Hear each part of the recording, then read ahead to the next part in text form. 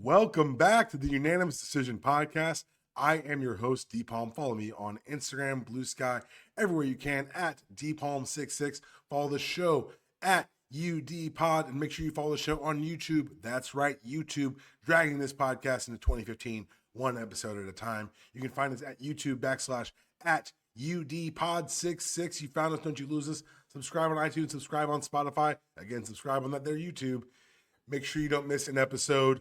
As always, brought to you by DanielPalmerMortgages.com. If you can pay your rent, you can pay a mortgage. It's my job to help you qualify.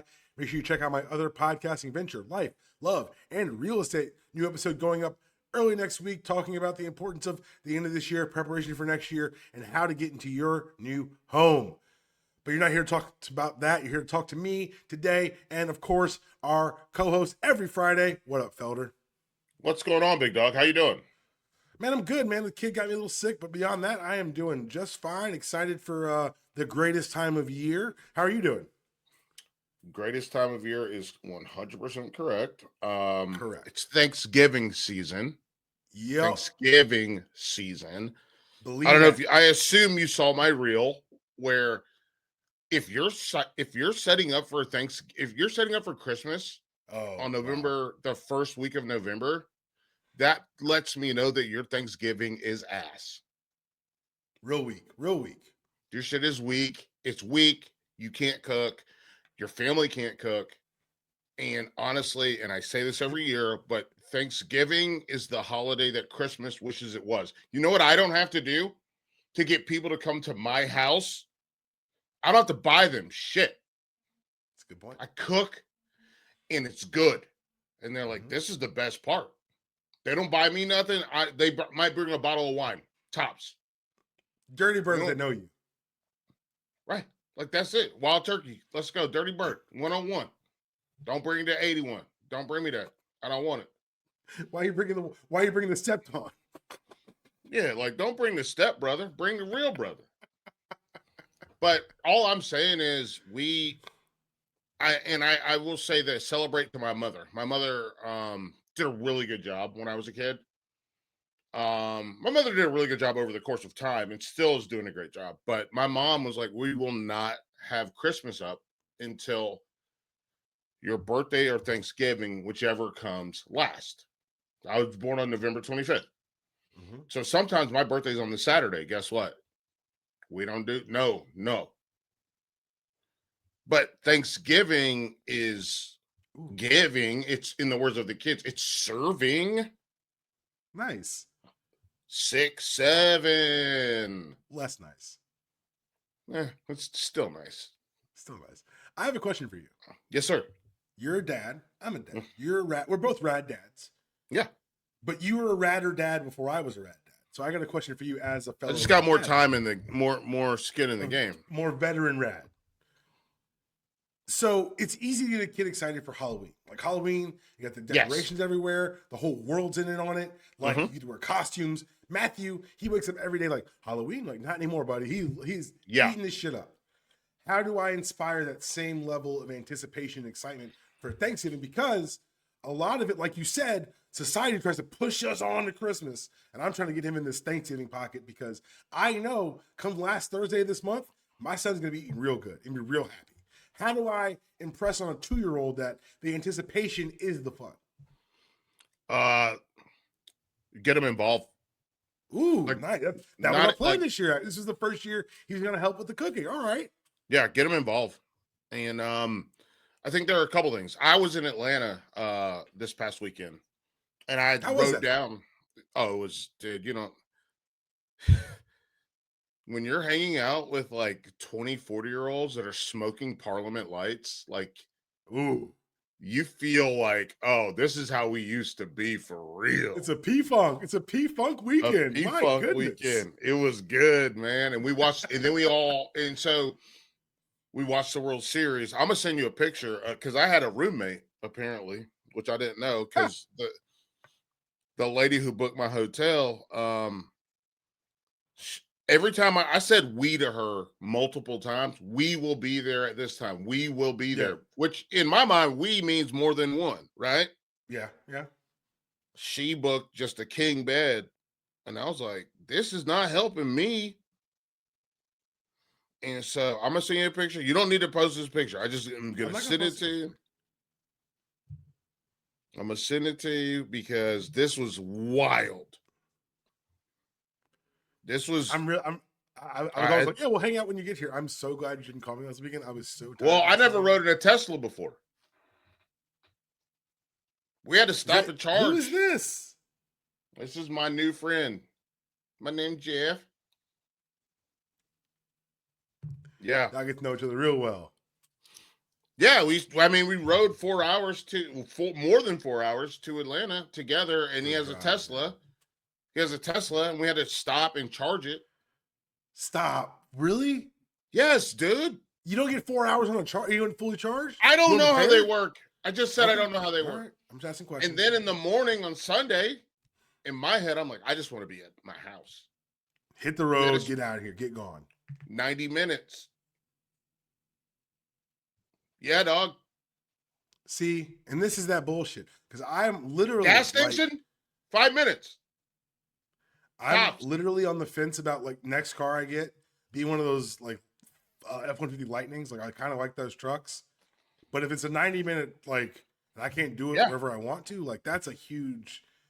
It's the same thing with vegan. Like people are like this is a meatless burger. Dope, cool. I understand intellectually that just don't have a fucking burger. No, but I understand. I'm just saying intellectually, I understand that eventually we'll all be there. It's not good for the environment eating meat. And once it's good to a place where I can't tell the difference, feed me whatever. As long as it tastes like ribs, we good.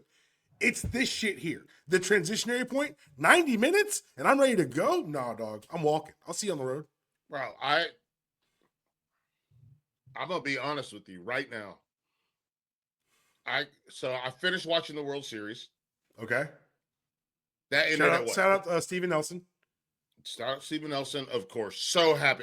The picture of him holding the World Series trophy is so cool. It's so dope. It's so dope. But that got over at 12:30 Eastern? Yeah. I get an Uber back to the hotel.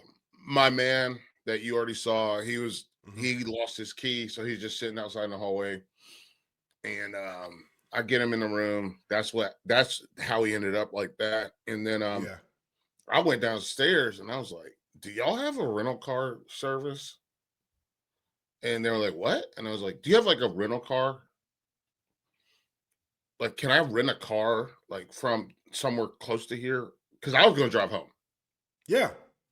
I was ready to go home. I was like, you like me. Like, when it's time to go, we gone. Like, let me go. I just had to sleep on a couch with a robe as my blankets. Felder, on one hand, I'm glad you didn't call me because I'm tired to hang out. This is a time where you guys could have called me. We have an extra room in this house. Yeah, it's all good. It's fine. I understand. I'm just saying. I just a future reference. Fine. Yeah. I felt pretty energized, and I think it's just because my body was like, "Oh yeah, this is what we're used to doing. We used to do this. This is how it used to be. This is how it used to be. We good. So, partner, we good. Don't worry. I got your back." My body literally was like, "I got your back," and I was like, "My back is part of you. My back is part of the." But we had a good time. That's a lot of bravery out of you. I reached the age at 35. I ain't sleep on no couches, man. I'm a grown ass man, dog. Couch. Well, I didn't know I didn't know if he was gonna throw up or pee the bed. So I'm not. No, I understand why you made the decision. I'm saying I made an executive choice. Circumstances dictate actions. God damn it. I could have booked a different hotel room and just stayed in that room, but then I also.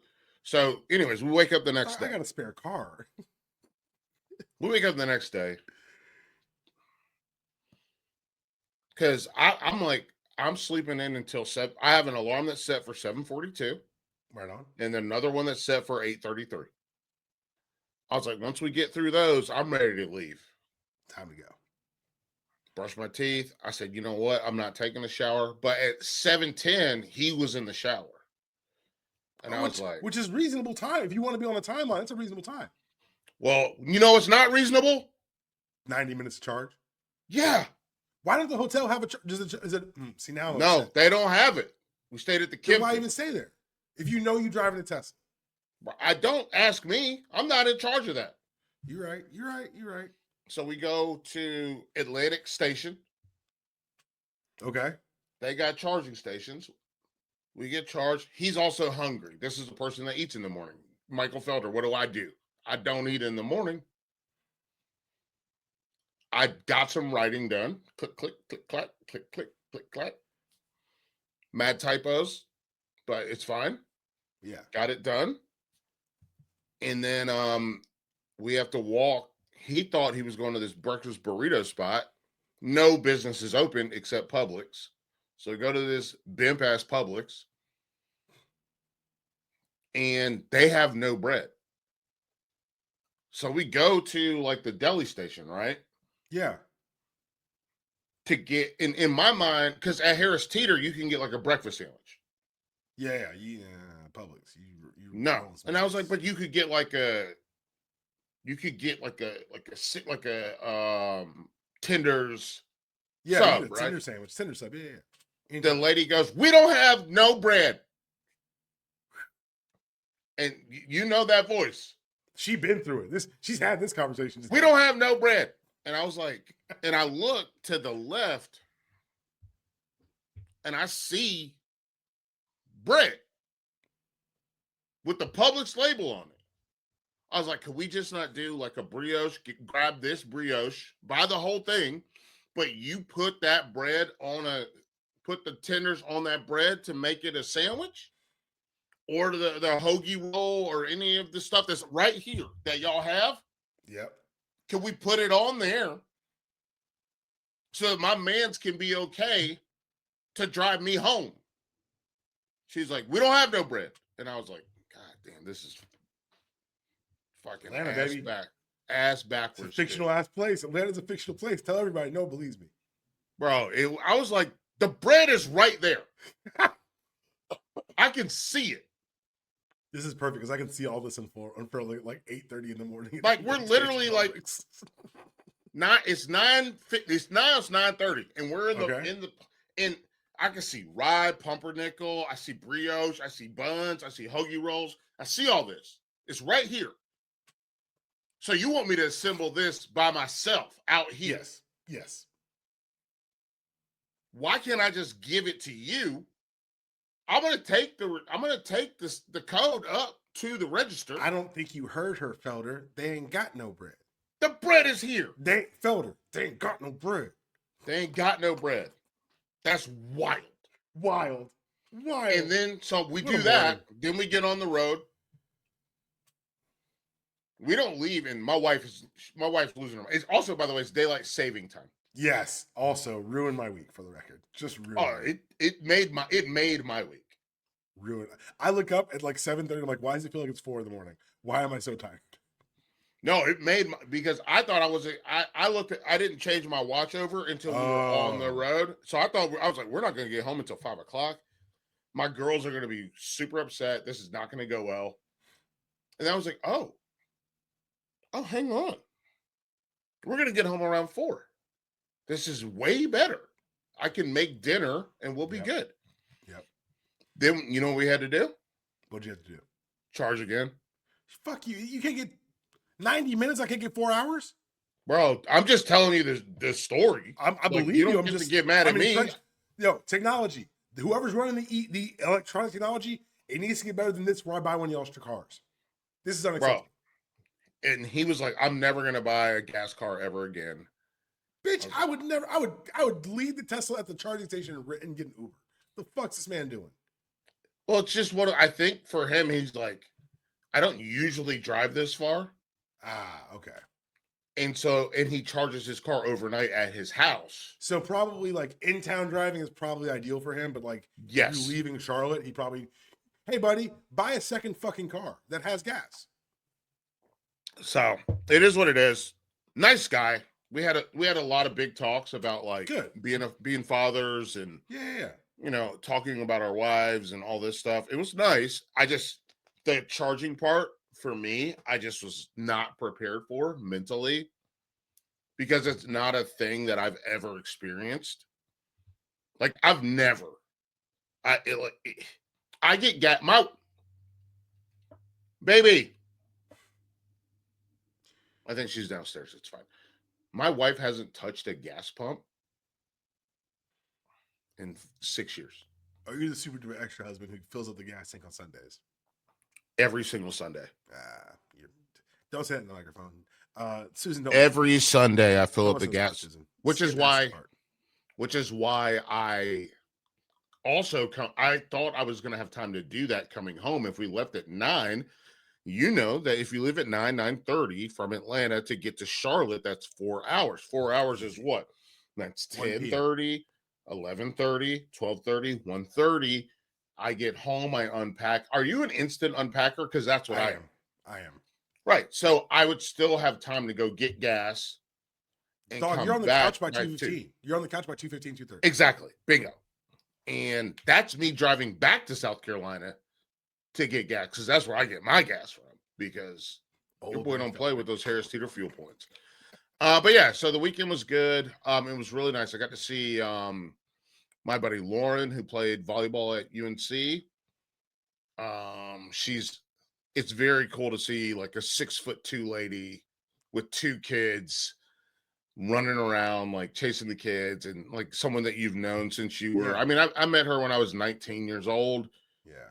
She's married and she has 2 kids, and then seeing the guy whose birthday party I went to, he was my wedding officiant, and I've known him since middle school, high school. We went to UNC together, so we've been together in life for a long time.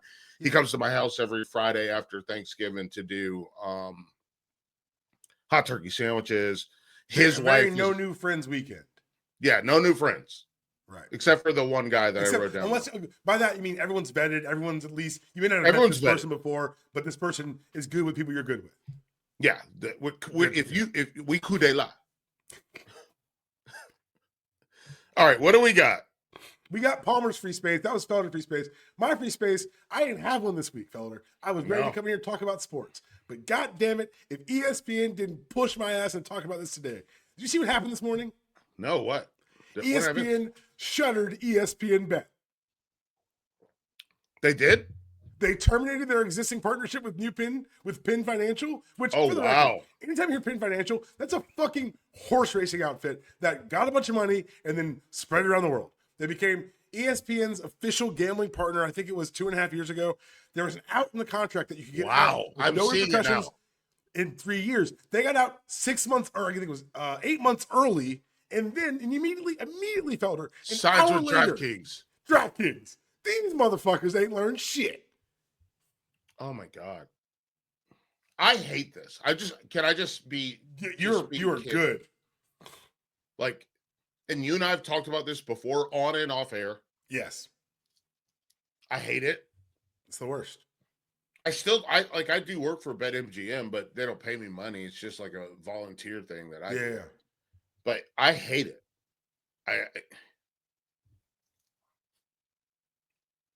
What are we doing? They were covering the Chauncey Billups story last week on ESPN with ESPN Bet ticker on the bottom right corner. How can you do that? Gambling wasn't allowed in sports for so long, not because one of my dad's favorite player is Pete Rose. Charlie Hustle. It's not because of morality either. No one in this country's ever turned down money for morality. They turned down the money for so long because it destroys the integrity of the game. Chauncey Billups is a multiple-time All-Star, multiple-time All-NBA player, an NBA Hall of Famer, head coach. Championship winner. You remember 2004? We all do. Yeah. Chauncey Billups is that dude. Chauncey Billups got in so deep with the fucking mob that he's running fake fucking poker games. Yep. If it can happen to him. I don't think he's running them other. Cool.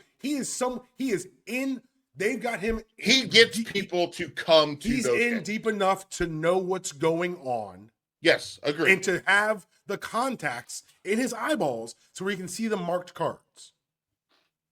Yeah, X-ray. So what I'm saying is that doesn't happen because he likes robbing people. That happens because he owes these motherfuckers something. Absolutely. He owes them money. I agree with that. But for someone who's made hundreds of millions of dollars, to owe them something shows you the leverage that they can attain over any player you can name. And in basketball, it's easier to affect because there are fewer players on the court. That's what I'm talking about refs. Agree. That's without talking about refs and other, like, it is. This was bad when they took the money. It's bad since they've taken the $106 money. million. It's getting $106 fucking million. worse. Dog. And he got caught up. Oh, your little St. Bonaventure, no Woj. Dog. We can get at them. And people said, oh, the gambling happened before it was legalized. It wasn't in your pocket, and they weren't taking fucking prop bets that are easily manipulated. It's all bad, guys. It's bad. Basketball makes it easier. It's the sport designed to shave points. Yeah. You can foul out easy and make it look like an accident. You can have an off night from the floor. I used to foul out all the time. One of the remedies they have now, Felder, I swear to God, someone said this to me. Someone said this to me with a straight face. They were like, well, what if they just eliminate the unders? Bitch, the problem is the problem. It's a huge problem, and I think we are addressing it on the same level. Mm-hmm. The way that I look at it is the fact that we're not talking, like, who's behind it. We don't talk about those people. We're so tied up into Terry Rozier, right? Yep. And Chauncey Billups, right? Which also, can I just step in for 1 second? Mm-hmm. Everyone said, this is not political. It's about this. They put Terry Rozier in leg chains. Yeah. Terry Rozier, if there were crimes against basketball, maybe. Because I've seen him play. Yeah, it's not good. But for this shit, that is parading black men in chains. Yeah. For shackles. Shackles. Yes. Millionaire black men. Not just any black men, millionaire black men. So, in shackles for the entertainment of their audience. No, that's what happened. No, that's... And again, look, if he did this shit, they all deserve to be punished accordingly. However, a perp with shackles for an NBA multimillionaire? Come on, guys. Y'all ain't stupid. Come on, man. Because they haven't shown me none of these mob guys. Dog, I get like. Have you seen one of? Not a nary a one, brother. So I haven't seen any of the mob guys. And you can tell me that the FBI, they're working cases and they don't want to expose their, they don't want to expose who they're talking to. But like the reality for me, if it's a big enough deal to arrest Rozier, to arrest Chauncey Billups, to arrest these guys, then maybe you got a case already. To arrest them and then parade them and to break into news across the country with a press conference with your fake ass ex-podcaster head of the FBI. Yeah, I said it, Cash. Loose ass change. He's terrible. Loose change, motherfucker. Anyway. Sorry. It's just one of those things where, and I guess to relate it so it feels more real to people. Mm-hmm.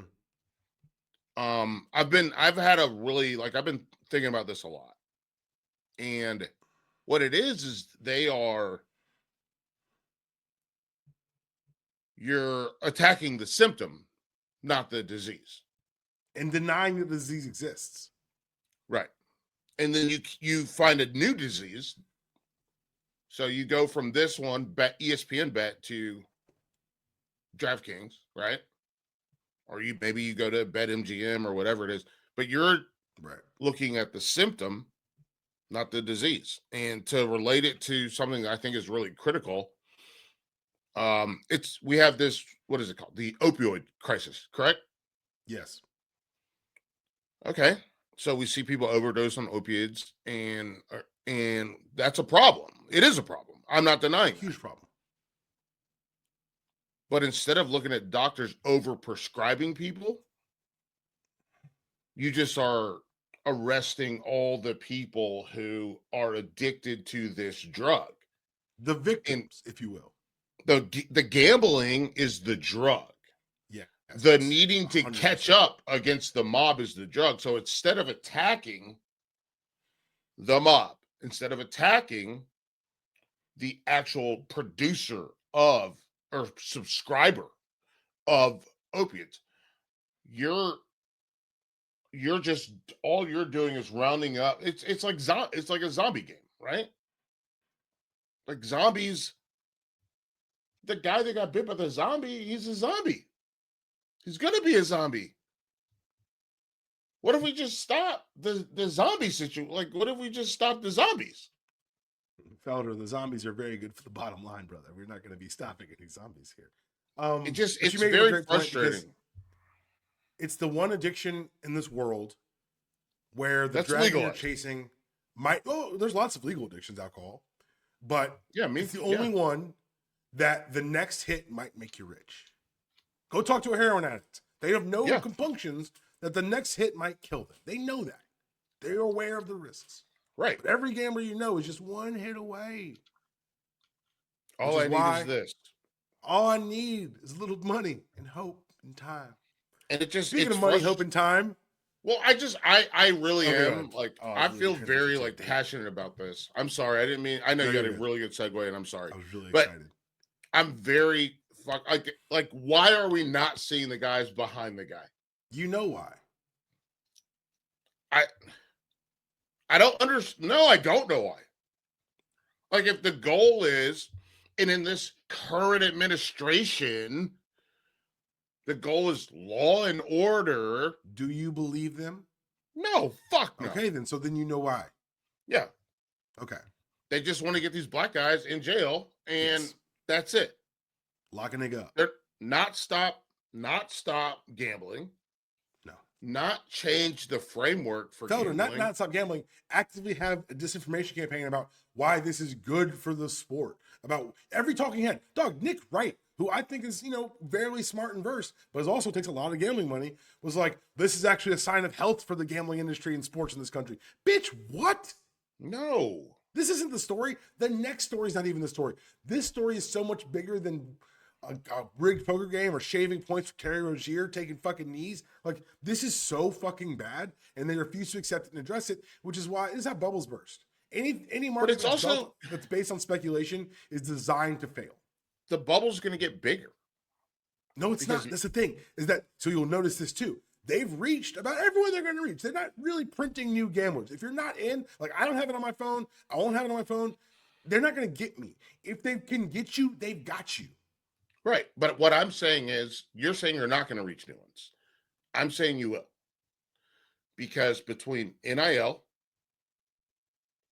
Oh, those kids already gamble. Those kids are already ruined. Those kids are done. They're cooked. Right. But those kids keep, like, if you're 15 and you're not allowed to gamble, but then guess what? You got a VPN that says you can. Yes, they're learning how to do that. That is a real thing. Yeah, I mean, look. Guess what? I wasn't allowed on adult websites until I was 18.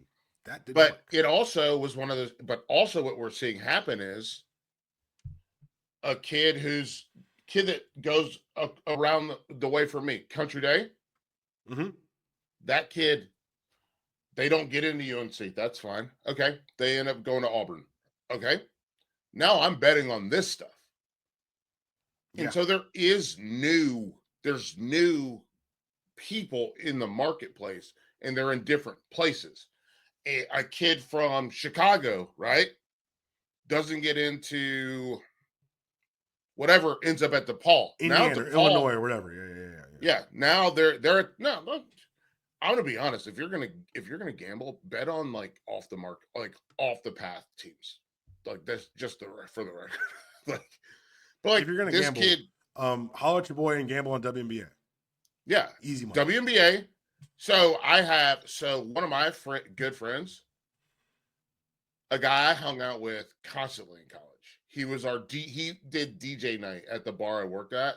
You know what he used to bet on? Softball. Mountain West women's basketball. It's a good window. Find your window. Don't bet on these big things. Find a window. Just find a window. But it's just cheap. So all I'm saying is I disagree that there's not a new market, because they're all getting older and they're all growing up, and they're just getting introduced to a world where this is the norm. And that's even harder, because when we were growing up, this was the thing you don't do. You remember sitting in those meetings?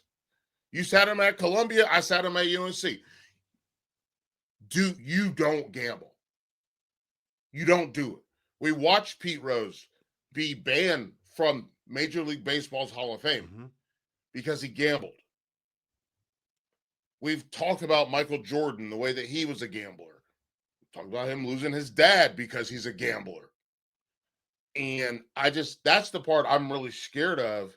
And now we're watching Chauncey Billups, Rozier. We're watching all these guys have to deal with that. And it's the normalization of it for me is just really hard to take because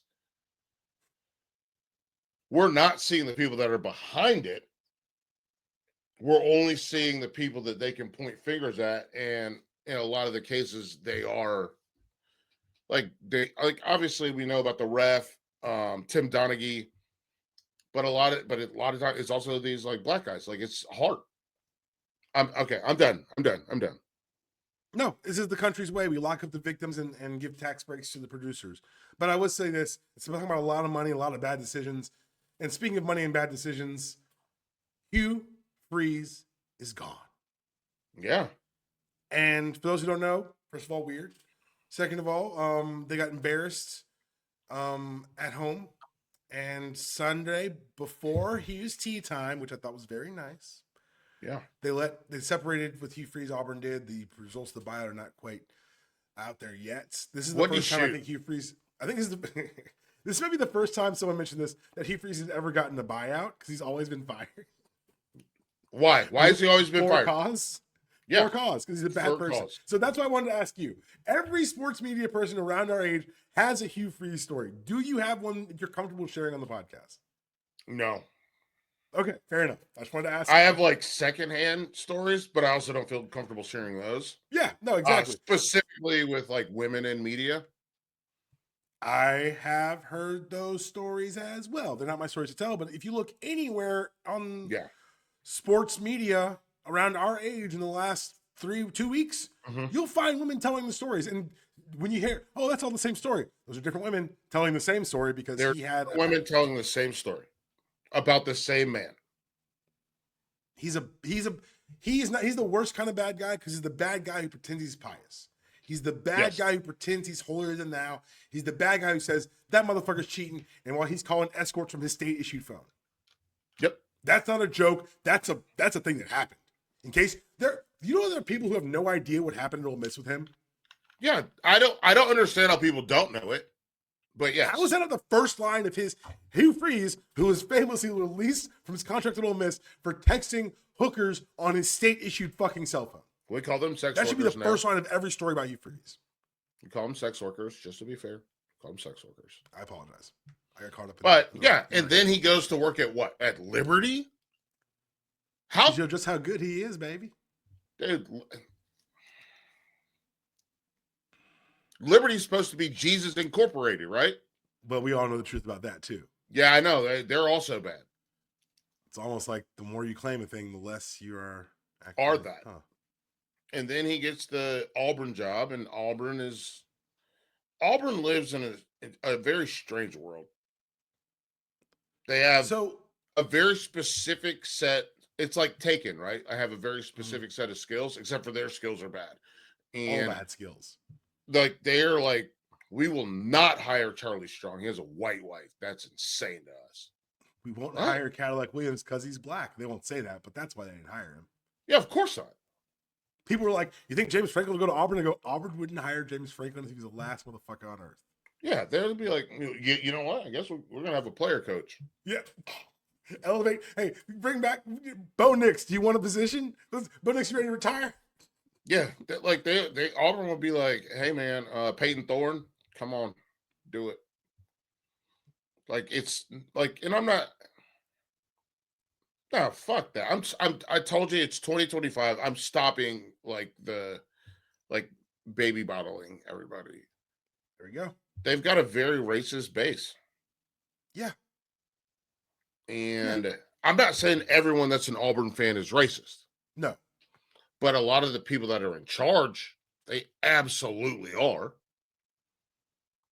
And they live in this world of, we want them to play on our team, but we don't want them to date our daughters. Not once, not never. And that's how you end up. Which, by the way, Charlie Strong, good dude, right? Great dude.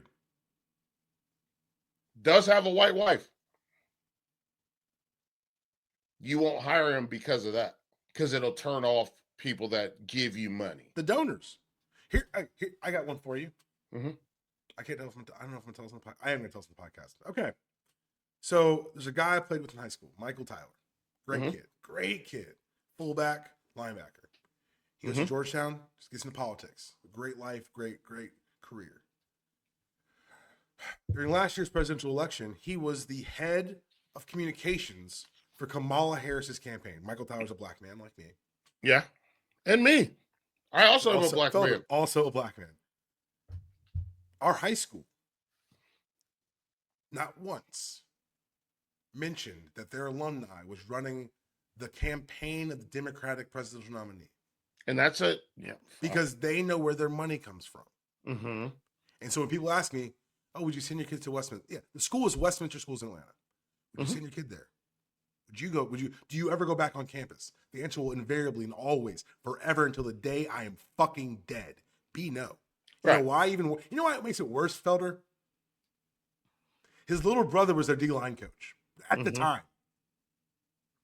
And he didn't get to celebrate his older brother for having this like massive. It's like it never happened. I don't have like a big story like that, but I will tell you this. I'm so proud of my high school.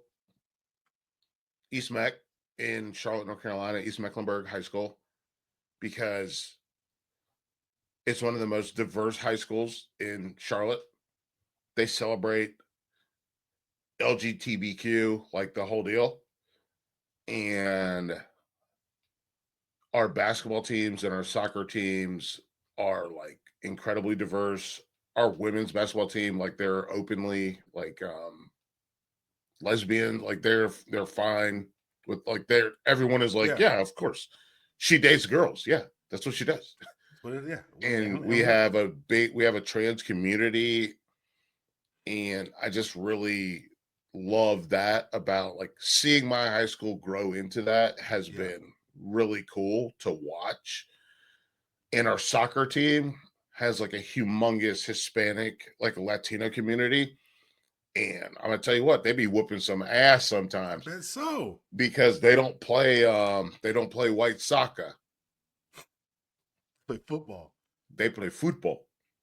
And sometimes they cook some of these like more moneyed teams. Yeah. Because they're used to they go out to the park on the weekends and they just play. They're not in the Charlotte Soccer Academy. They just go out there and play. It's really like I'm very proud of my high school. Like I am. I'm proud of where I came from. And I hate that for you. Good. But I'm proud of where I came from. I'm proud of what I am. And I'm working to try to incorporate that into my daughter's life, even though she swims. And there's like 8 other black kids out of 100, and it just is so like go. And then 6 of them are adopted by white families, and you're like, oh God, this is not this. Well, Hugh froze, Hugh out. They replaced Hugh Freeze with, because this is the worst place in the world, DJ fucking Durkin, who, as I will remind everyone listening, is a fucking murderer. Yeah. Am I back?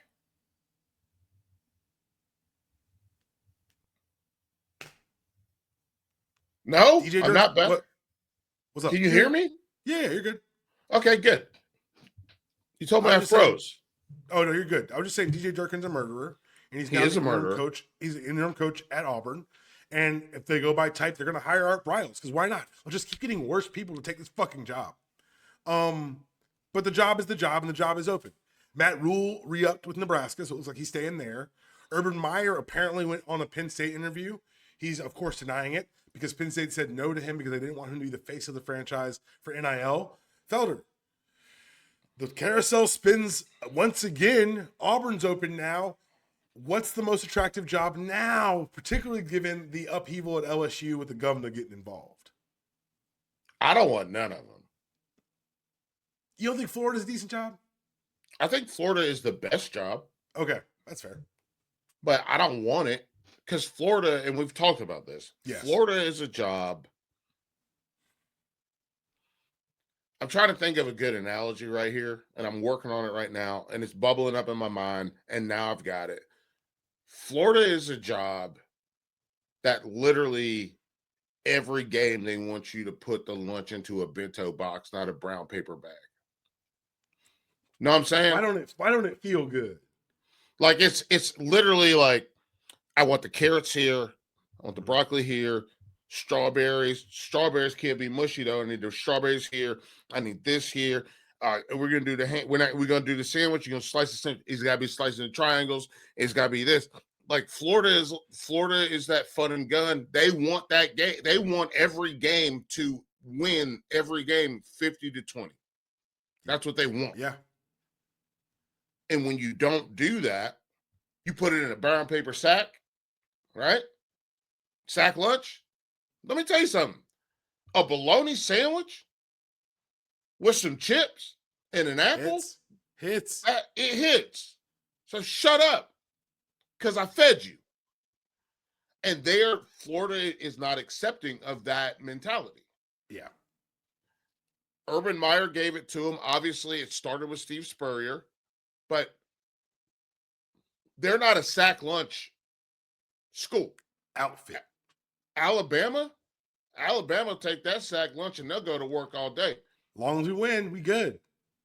Alabama, you know what they'll do? I talked to so one of my wife's good friends from growing up. Her name's Sam. Her husband worked on a road crew, and she used to make him a lunch. And he would have a grilled cheese. He would have a cheese sandwich with a cheese and ham sandwich, and he used to put it on top of one of the like at 11 in the morning. He would put that cheese sandwich wrapped in foil. He would put it on top of one of their vehicles on the hood. Yeah, and he would let it cook. That's Alabama. Melt it down, make it good. That's Georgia. Yep.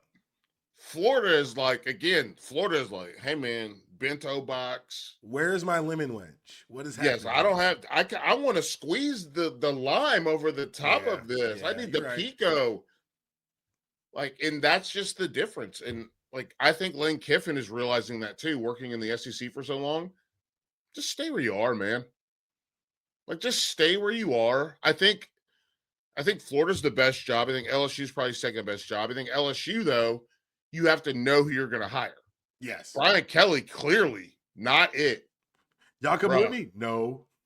Bro, like Brian Kelly is, Brian Kelly, again, I'm going into the analogy machine. Do it.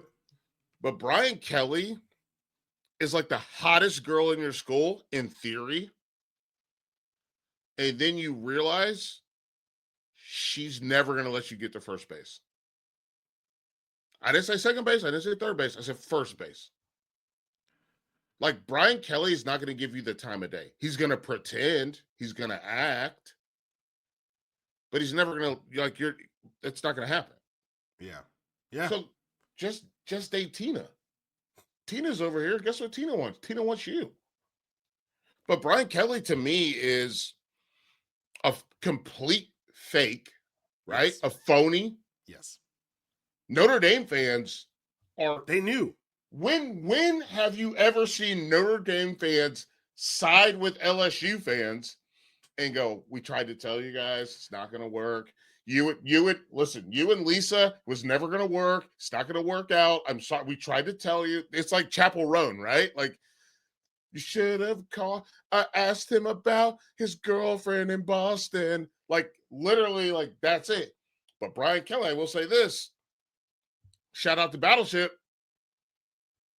He sunk his own ship, dog. He truly did. Because Penn State is like, no. Thank you, sir. NFL, no. For who, for what? No, not you. You're not coming with us. No, thank you. And so it's like, again, it's like, in theory, Brian Kelly is like a hot girl, but in reality, he's a terrible person that no one wants to be around. But now everyone knows you're a terrible person. Like, now it's like, common knowledge. Hey, don't fuck Brian. That's what I'm saying. Like everyone is like you thought you bubbled up the high school like not depth chart, but like the Power social rankings. chart, Power rankings. power rankings, yeah. And you're like, oh, and she wants to date me. This is great. And then you're like, oh, this sucks. I hate this. I have a She's story to tell you. terrible Remind me of in this when we get restaurants. done. I have an off-camera story I have to tell you about that. Oh, I can tell you an on-camera story. No, because it'll make me want to tell one. Just let's move on to the next thing because you got to go. I don't have to go anywhere right now.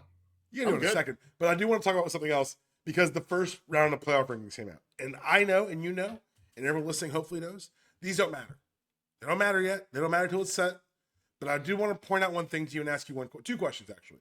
Okay. One, 6 SEC teams in the top 12. Sure. Seems high. Yeah. Seems high. Because especially with the adversity that some of them are going through. Yes, that's a very well put. And 2, this is the only, again, don't give a shit. Call me when they're final. Notre Dame being 8 spots above Miami, who beat their asses, is some nasty work. It's so I'm going to run through this real quick. If we go, so from an SEC standpoint, I love A&M. Love A&M. Elko. I love A&M and Alabama. Georgia, throw them in there too. I think they're the real deal. Elko's proof that your third pick might be your best pick as far as coaches go.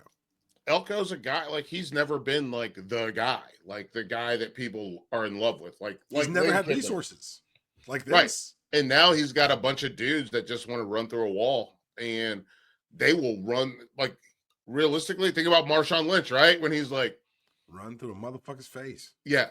Again and again and again and again. It feels like with A&M because for so long A&M's been like win 8 games and then lose 4. Like, it's just that's the program. It feels like they activated a sleeper cell by putting Elko in charge. It's like, what if someone competent was running this? Ho ho ho! Here comes Mike Elko. Yeah, it's someone competent, but also because I'll relate it back to Oregon too. Yeah. Someone who they do it different ways. Elko's way is a lot more like not tangential. That's not the right word, right. But his way is a lot more subtle. Okay. He doesn't have to be boisterous. There's no chest tat on Mike Elko. Right.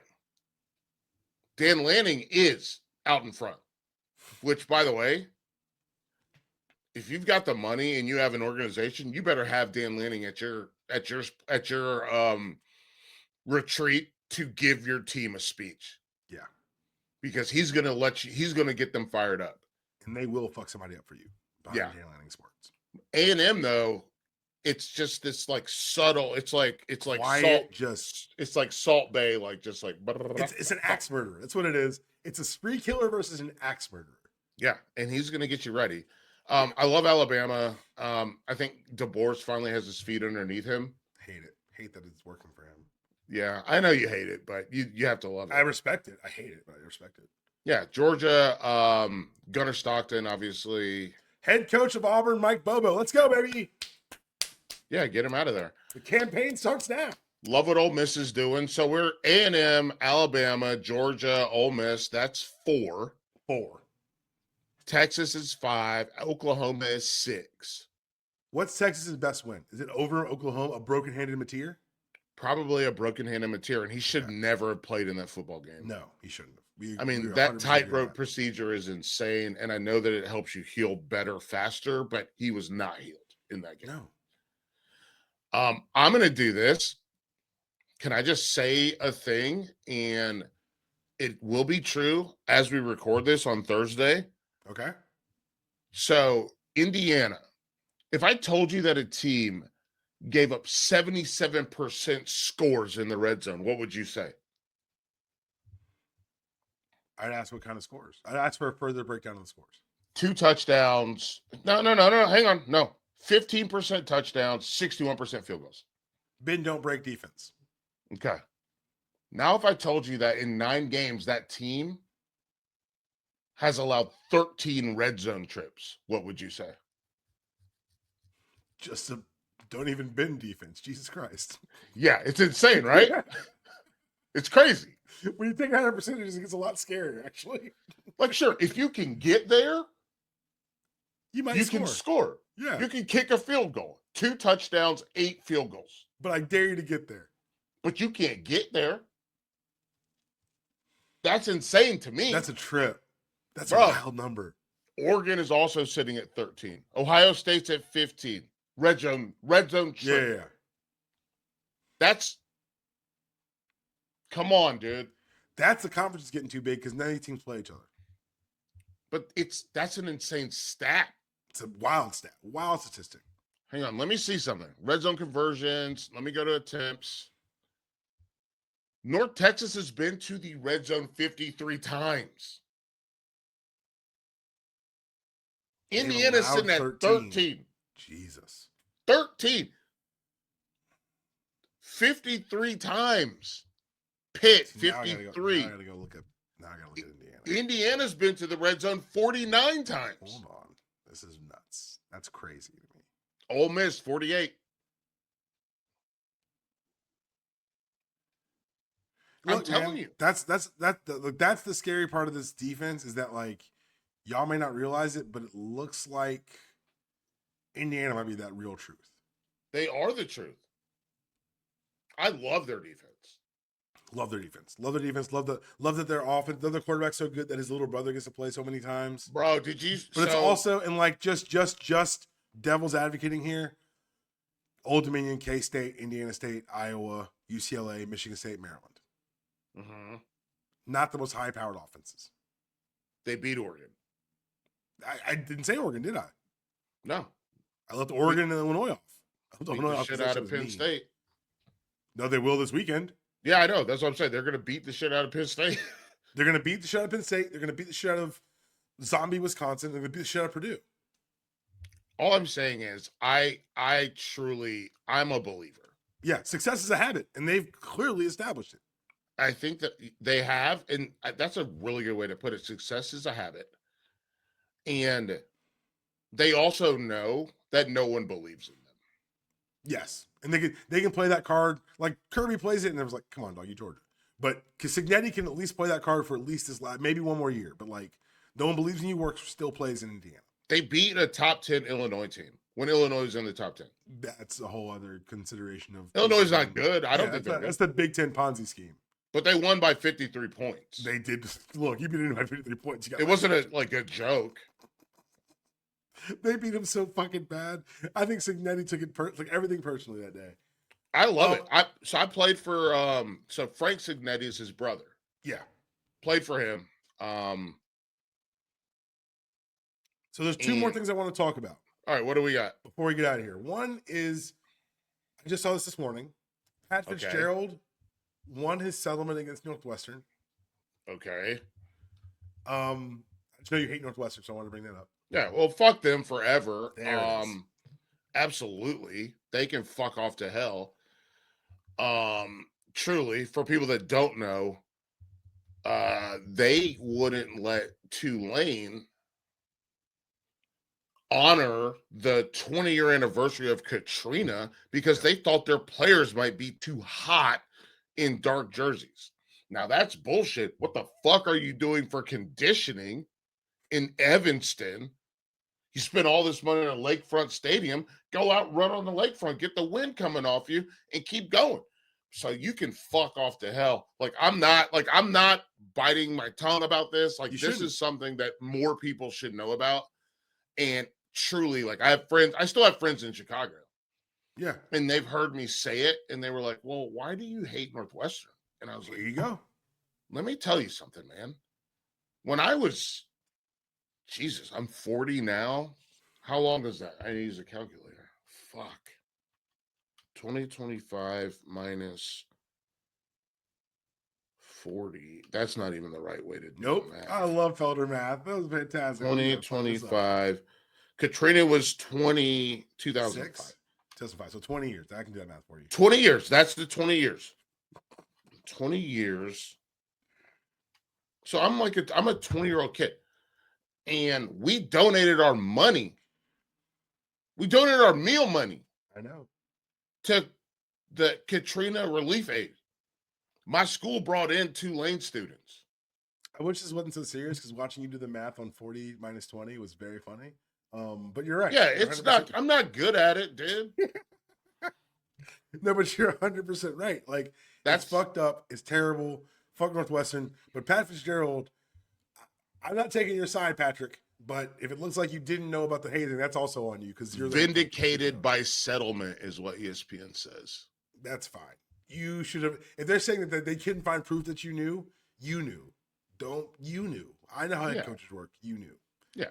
And the last thing I want to talk about, semi-serious before we get out of here, actually very serious. Marshawn Neyland is a second-year player for the Cowboys, defensive end. He died Thursday morning from a self-inflicted gunshot wound. Jesus. You never know what people are struggling with. This is the time of year where things get heavy for people. Reach out to your people. Reach out to your friends. If you are struggling with these kind of thoughts or these kind of ideations, 988 is the hotline number in America for the suicide hotline. I will say this. Felder's been very open about his mental health struggles historically. I, too, have had mental health struggles. If you're in a dark place and you find that the only light that you can see is the exit sign, remind yourself that is the illness talking, that the suppression is an illness. There's nothing wrong with you. You're not broken, but you may need help. And so if the only sign you see is an exit sign, I implore you to look around the room more for some more light. Pick up that phone, dial 988, dial someone who cares. Like it is a permanent solution to a temporary problem. I've lost many friends to suicide. I hope that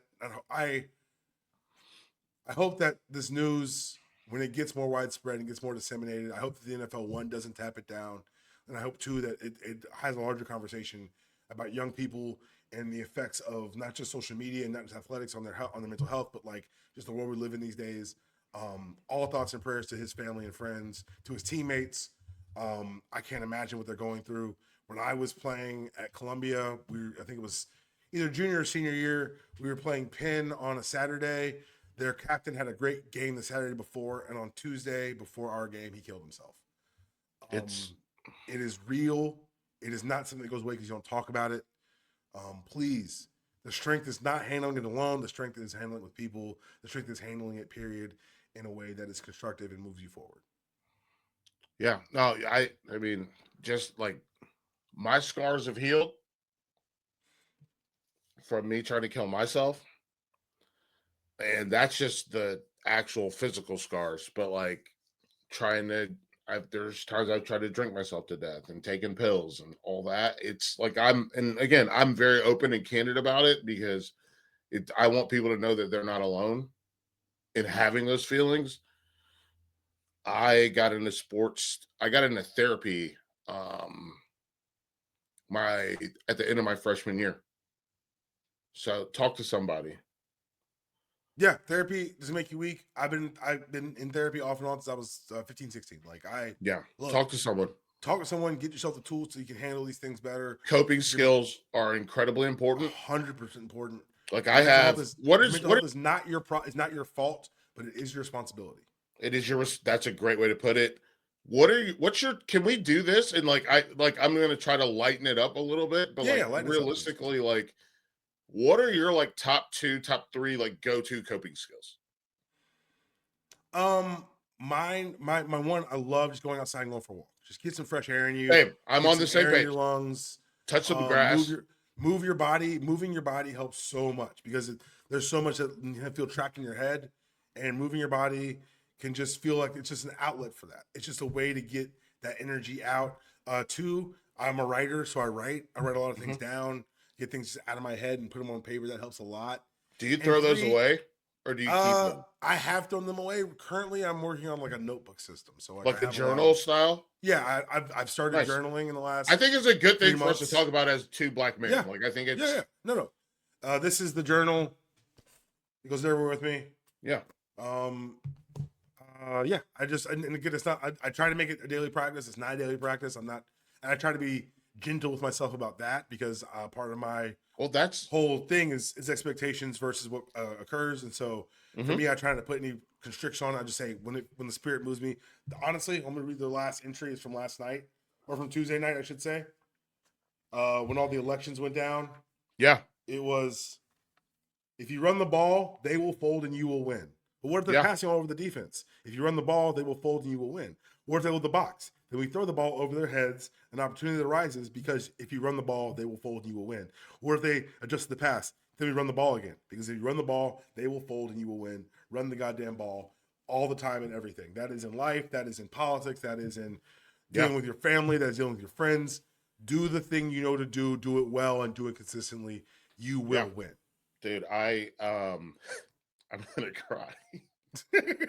I'm not trying. I saw like that story came across, and I was like, I cannot, for the however many people listen to this fucking thing, I couldn't let that occur and not mention it. I have a good friend who played baseball at UNC, and he sent me was a blue wave. That's what he sent me. It was a blue wave, and I was just like, I know who his teammates are, right? Mhm. I know how they vote, but he's a beacon of hope, and I love it. But yeah, the thing I when I write letters, I write them and then I throw them away. I usually put them on the grill and burn them up, but that's a coping mechanism for me because I know I can't talk to people the way that I talk to people. Yeah, yeah. And I go for a walk, like you said. Like it's huge. Like that matters a lot. But again, depression is not you're not dysfunctional because you're depressed or because you have anxiety. You're not No. there's nothing wrong with you, but you are in charge of figuring out a way to manage it. And it is super important to like be alert and be like cooking for me. If I don't cook, I'm gonna have a problem. Yeah. And it does matter. And I truly like I'm glad that you brought it up. I've also lost friends to suicide. I don't Thank God I haven't thought about Cam so long, and I feel so bad about it. I had a friend named Cam in high school who shot himself in our school parking lot. And I was one of the first people there because we were finishing up practice. And he pulled up and I saw his car and I was like, oh, that's Cam's car. And he was dead.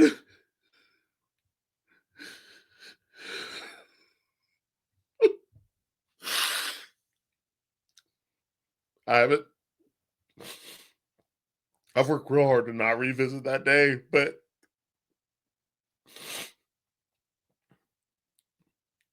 it was so hard. So please, everybody, take care of yourself. Yeah, y'all take care of yourselves, take care of each other. We love y'all, man. At DPalm66 on the Instagrams and the Twitters. Y'all know where to find Felder. Google his ass. You also subscribe to his Substack. It's Felder. And we'll be back, man. Next Felder Friday. Getting ready for Thanksgiving. And just remember, man, this road we're all on of life, it's not the easiest one.